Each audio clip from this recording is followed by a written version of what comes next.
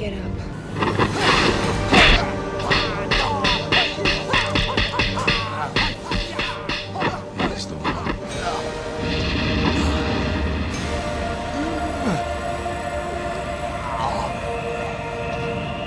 Hello everybody and welcome to Amphlett Reviews. Today we're doing another Hong Kong content for the fantastic Jackie Chan release movie, The Young Master. This is a fantastic edition from 88 Films, really gorgeous premium deluxe version that packed full of extras, really dive into the actual film's history, including multiple different versions of the theatrical, international version, extended international version. There's a poster, there's a thick ass booklet which really dives into the whole film.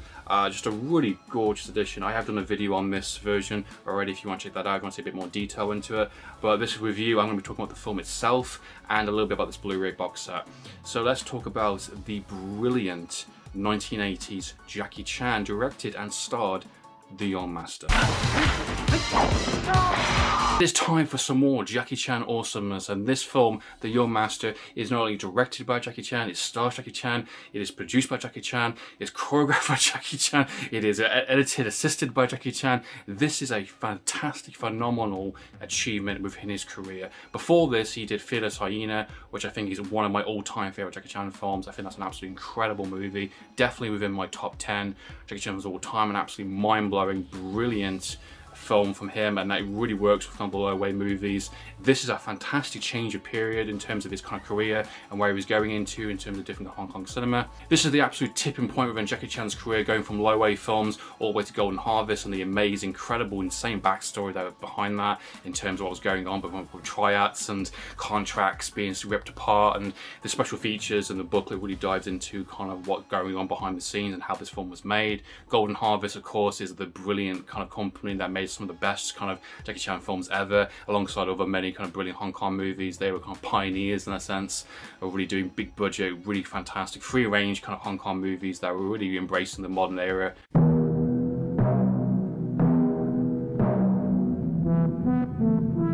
Time, kind of low-A films are kind of on the way out, that kind of Bruce Lee exploitation and like kind of traditional kind of, you know, martial arts revenge movies were kind of getting stale and a bit boring, and Jackie Chan comes in and goes, hey look, we're not doing that anymore, we're going to change it up, we're going to do something different, we're going to have more comedy, more stunts, more interesting fights, different types of villains, and just do a really fantastic, phenomenal movie that has a fantastic, rich backstory behind it. The Young Master storyline basically follows Jackie Chan. He's bringing back a fellow kind of Kung Fu student banished from colluding with the rival gang. He finds himself fighting for justice while persecuted against authorities over a misdeed he did not commit. That's the kind of the basic kind of plot line of Young Master. But this film is so much more than that. This is an absolutely insane, big, kind of ambitious kind of film for Jackie Chan for so many different reasons, for so many different kind of aspects in terms of kind of, you know, characters, story, kind of performance, stunt work, fighting, choreograph, kind of a big statement for Jackie Chan's kind of career, and really to kind of show off what he can do with full creative control. This is an absolutely 100%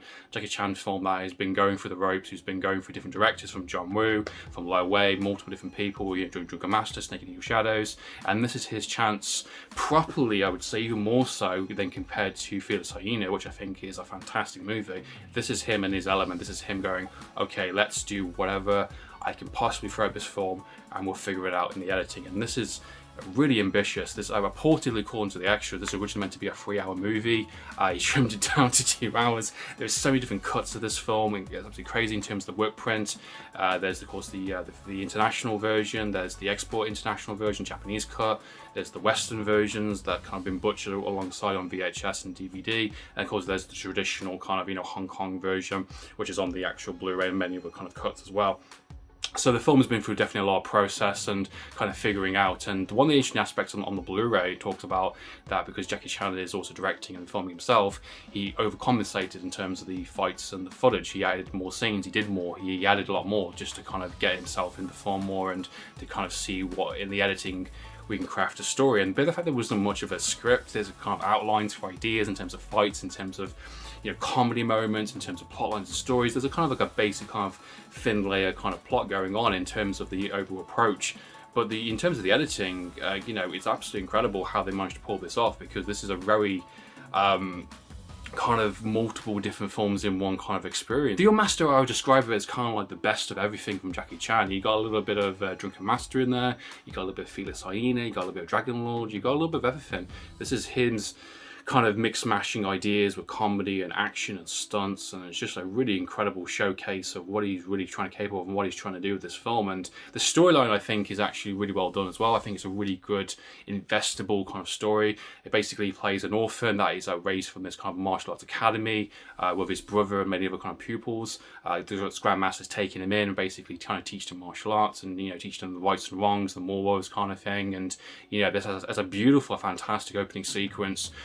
You know, story between these two dragons, a rival clan, that basically have to do a series of kind of tasks kind of thing, with the dragon eating kind of various kind of, you know, vegetables and that kind of stuff, and whoever first gets knocked down or who first takes kind of all of it kind of thing, who feeds the dragon, kind of wins in that sense. It's a very honourable tradition, it's a very big deal within kind of that kind of little community, and people playing some bets left and right kind of thing. And it's really good. It really sets up the whole film in terms of kind of what Jackie Chan was trying to do with the idea of what Hong Kong cinema, you know, you don't have to do a typical kind of revenge storyline. It starts off a very traditional Hong Kong movie, then turns into something very different. It turns into more of a playful kind of comedy back and forth between various kind of characters, and then goes into your typical kind of third act, but it also does it in a very different way, also compared to a traditional martial arts film. I really love the opening sequence with the two dragons, you know, the rival clan and Jackie Chan's clan, and just the amount of technical work and the stunt work and the kind of the effort put into it is absolutely incredible. And you can definitely tell this is something that Jackie Chan really believed in and really wanted to kind of showcase. Like, you don't have to do just fighting action scenes, you can do something like a bit more of a spectacle. And this is definitely leans into more the kind of Dragon Lord later on with his next film after, which does very similar things with kind of the opening sequence of that, with the kind of getting the kind of the cup trial on this kind of pillar, the kind of, you know, the sports games are going on in that film, and later on he does kind of similar things in various other films down the line, and, you know, with Drunken Master 2 kind of, and so on and so forth.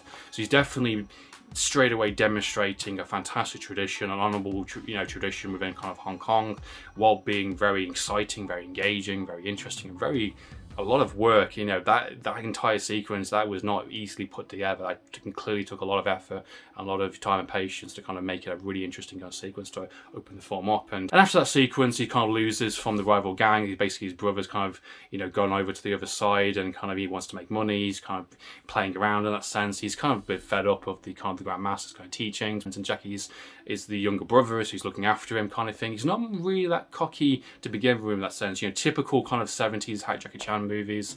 You know, his kind of personalities, his kind of characters he plays, especially in Drunken Master and Felix Hyena and stuff. He's definitely like a cocky shit. He's definitely a mischief. But this one's a little different because he doesn't play that straight off the bat kind of thing. He's someone who is just looking after his brother, you know, and he kind of gets roped into multiple different things that are happening. There's a kind of like a transport kind of going on for a dangerous kind of, you know, tribal member in the sense that it gets broken out, and the clan, the White Feather clan, which I think is actually he uses in the actual film itself, is the actual clan Jackie Chan's involved with, and he gets kind of pinned for that crime because he's the only one using that fan, which is brilliant. You got a various kind of range of characters from 1BO, which is brilliant. You got a brilliant bench kind of fight sequence with him, which is really funny, and it kind of keeps going back left and right, which is brilliant.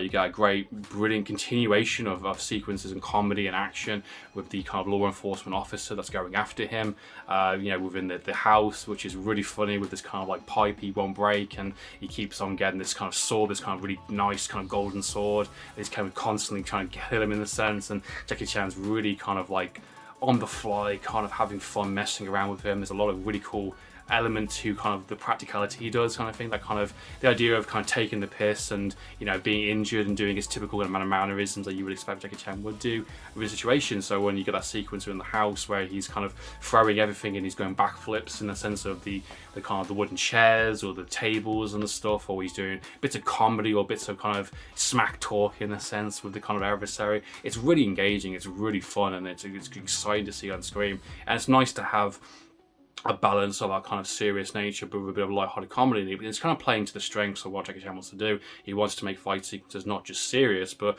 also fun in the right approach of the story. And, you know, all the scenes with kind of YB Young and the kind of detective that's going after him. It's all brilliant. It's all really funny, from the mud sequence where he's kind of getting in handcuffs to back to his house where he's having a shower and he's right next to him. That's really funny. Because some really awkward kind of comedy in there in that sequence. All the way to him trying to escape all the time. It's just a brilliant treat for the eyes in terms of the level he's offering, and it's consistent because, you know, the downtime with getting to know his character and who he is kind of thing, and he's looking out for his brother and he wants to help him, wants him to bring him back to the clan, and he's kind of just constantly in a series of shenanigans, and it's a little different than compared to some of his other films, and he's definitely a character that wants to do the right thing. He's not invincible, he's not like this awesome kind of, you know, legendary kind of martial artist. He's very amateur, you know. He gets his ass kicked quite a few times in the film. He's definitely not the same level as compared to some of the others. And while he's misidentified to be the guy who's kind of broken up this kind of like clan leader, this kind of really awesome kind of legendary kind of kickboxer in this sort of way kind of thing, this kind of like tiger kind of dragging kind of thing, tiger claw kind of style kind of fighting, you know, someone very powerful with his kind of legs and stuff. He's very known for that. He's very deadly for that. He's a great, interesting villain. Considering he's not in the film that much, he's only in it for a couple of specific sequences. The entire escape sequence is absolutely brilliant. It's really well done. In terms of kind of like having the three-man bad guys breaking him out and himself kind of showcasing what he's good and what his strength is, and kicking someone to the other side of the room is absolutely brazen. And then he kind of comes in a few times here and there up until the main kind of fight sequence, which usually wouldn't really work for me because that was the issues I had with Dragon Lord. About this film, that does work to his advantage, even though he did 3 hours of footage, he over-filmed in a sense, and the magic is done in the editing in terms of piecing it together, and that's why there's so many different cuts of the film. There is a consistent kind of cohesive narrative from start to finish, even though it's a bit choppy or rough around the edges a bit places. There is a consistent theme between the kind of story, the comedy, the action, and the evolution that goes into from start to finish, and it's a really entertaining, really well-packed full 2-hour film that really delivers on what it tries to do. Even though it does kind of mess around in places, it always leads to a really satisfying conclusion or the next scene that really helps it along. Something with Dragon Lord, which I watched last year, this is another film where he did the same thing. He kind of overcompensated in the filming, he filmed loads of stuff, and that's why there's 2 different cuts of that, and that's where the film doesn't quite work in terms of the overall kind of payoff, because the film is, while at the same time demonstrating multiple different kind of, you know, traditional Hong Kong stuff, with the opening sequence of that film being the kind of climbing the kind of tower, this kind of pyramid, to the kind of sports sequences. There's a weird kind of plot line with a love interest that goes nowhere. There's a plot line with his best friend that doesn't really take off really anywhere interesting. The film pisses around too much and it becomes a bit of a mess, and the villain is very much a backseat driver in that film as well. Even though the ending is absolutely incredible, the last 10-15 minutes is absolutely one of the best fights in Jackie Chan's career, by hands down. The film is not satisfying. It gets to that point so late into the film where I just not invested, and because most of the film is messed around so much and Jackie is doing his more traditional kind of cocky kind of character, mischief kind of character, it kind of feels like a retread, and you can tell this was his last kind of one he was doing because he was getting bored. This one definitely breaks the mold and what he was trying to do with kind of Hong Kong cinema, and doing not the traditional revenge story, but also taking it in different directions, having fun with the sequences, having fun with the comedy, having action sequences, you know, fight sequences while having comedy mixed within it. You know, really stepping up the level of what Hong Kong should be in terms of him himself as a director, as a producer, as a fighter, as a choreographer. You know, he really is pushing every limit into this film, and it's absolutely amazing to watch on screen. While Dragon Lord is a bit too much of a kind of burnt out kind of Jackie Chan by this point. You can definitely tell Jackie Chan's pushing himself to the limits in this one in terms of the kind of the storylines, in terms of the cultural kind of impact with the fantastic opening sequence, the comedy, the stunt work, the kind of the choreographs, the comedy moments, the characters, all really well pays off. And there's a lot to like in this film, all the way up to the kind of the main kind of end of the film. Everything before the final fight is absolutely incredible, and it's a really enjoyable, really delightful journey from start to finish to that point, and you get a really good sense of a really good story in there. And then you get to the final fight, which is absolutely insane. It is probably one of the longest fights ever. Apparently it's reported 18 minutes. That's a long fight, but it is a very interesting fight compared to some of his others, where something like Fearless Hyena in some of his other movies, he's kind of a character that has to kind of traditionally learn the kind of ropes and kind of, you know, become the character, become the hero that we want to see, and then take on the villain in that sense. With this one, he is a is a low-ranking martial arts fighter. He's not particularly that good, but he does get better in the film. He does take on kind of multiple kind of law enforcement, various kind of villain characters, and he's having fun. He's cocky and he's taking the piss, but he's also stepping up to the challenge. Every time he's kind of getting beaten down or kind of matching the same level, he kind of adapts and he kind of learns their weakness or kind of figures out what to do. And this is a kind of good test to the kind of the final act of the film, because so when he gets to the final fight, which is an incredible, amazing kind of famous fight scene, which I've never seen before until watching this film. So well done. It's so intense because it is an endurance test. It is Jackie Chan is getting his ass absolutely kicked. He is constantly being beaten down on the floor, and being the fact that we've not seen this villain much apart from one sequence really in the film, and he's messing with Jackie with that entire final fight. There's kind of like a 3 rounds thing going on with this kind of like slimy kind of character, which is definitely in the middle there. Obviously you can see the actual fight there, which is really awesome. He's getting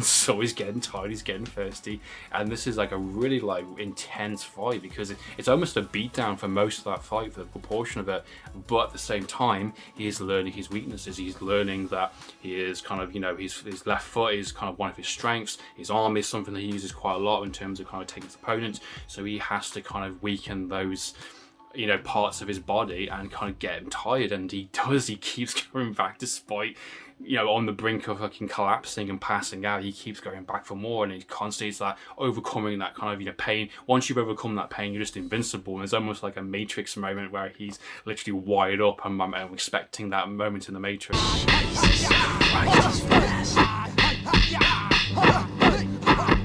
So far past pain and kind of torture in the sense of his body, where he's just overcoming it and he's just taking him out kind of thing, and he really steps up, really nasty kind of punches and kicks and flips and all sorts of amazing stuff, and takes these kind of weaknesses and uses against him, and the guy's getting tired and he's also getting pissed off and he's kind of fighting back, and it's an incredible, brilliant fight sequence. It's hard to describe completely how awesome it is.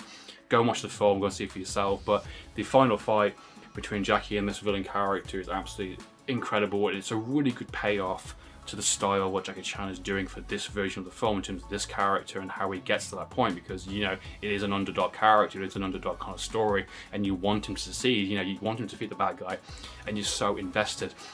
And of course the ending is absolutely hilarious with the final shot, which I won't ruin for the people who haven't watched it, but the final shot of the film is really, really funny.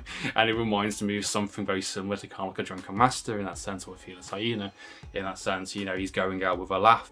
Unfortunately, Jackie Chan's films have kind of always been trimmed or kind of altered or messed around with kind of dubbing or kind of terrible kind of cuts, or kind of, completely different versions of the films, for Miramax later on with the Police Story movies, etc. But it's fantastic. This edition offers the 3 main versions that people want to see, and so much more on top, and shows you the other kind of footage, the raw footage that is unfortunately not available. That's been my review for The Unmastered. An absolutely incredible film. I can't praise this film enough. It definitely delivers in terms of every aspect what Jackie Chan sets out to do, in terms of his comedy, in terms of action, in terms of a kind of storyline that you can get behind, a character you can get behind and really root for, invest in, and you can definitely tell this is this beginning of something very special. Golden Harvest, his first film Golden Harvest back in 1980, and he knocks out the park despite the crazy backstories going on in terms of kind of like just a 3-hour cut, in terms of lots of footage, in terms of triads, in terms of the kind of the disputes going on between Lo Wei and kind of Golden Harvest. And the film has a really rich kind of background, which this Blu-ray edition really dives into in terms of the booklet, in terms of the extras. And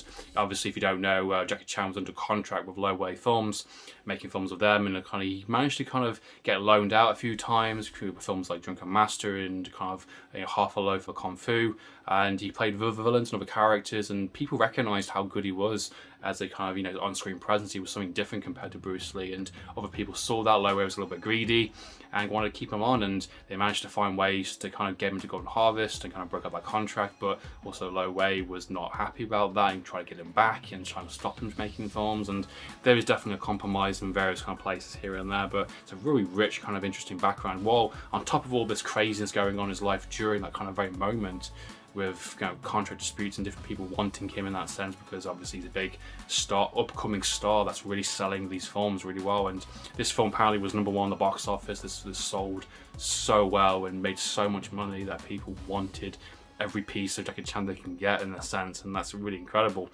This Blu-ray edition is phenomenal. It's a really gorgeous 88 films collection edition, which I have showed a little bit on the previous video. Packed full of extras. You've got original artwork from Kung Fu Bob, which you can tell there. Absolutely phenomenal kind of artwork. Disc 1 is the 2K remaster of the Hong Kong theatrical cut, 106 minutes, which is absolutely brilliant. Restored from the original 35mm camera negative, which is brilliant, fantastic. Always the best way to kind of see these movies, and it looks really gorgeous on screen.